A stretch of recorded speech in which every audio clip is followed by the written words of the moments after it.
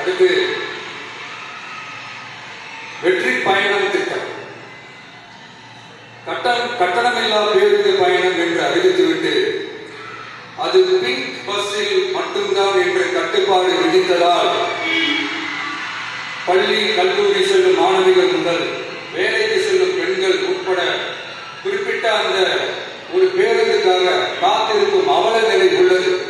எனவே அந்த நிலை மாற வேண்டும். மேலும் குடும்பங்களில் ஏற்படும் சூழலால் அவசர மற்றும் அத்தியாவசிய பயணங்களை மேற்கொள்ள வேண்டிய நிலையும் ஒவ்வொரு பெண்ணுக்கும் ஏற்படும். அது மாதிரியான நேரங்களில் கையில் காசில்லை என்றால் அந்த பயணத்தை கவலையுடன் தவிர்க்க வேண்டிய நிலையும் ஏற்படும்.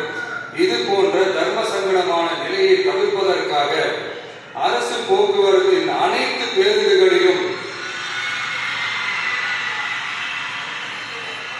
பெண்கள் பயணிக்கும் வகையில் உத்தரவிடப்படும்.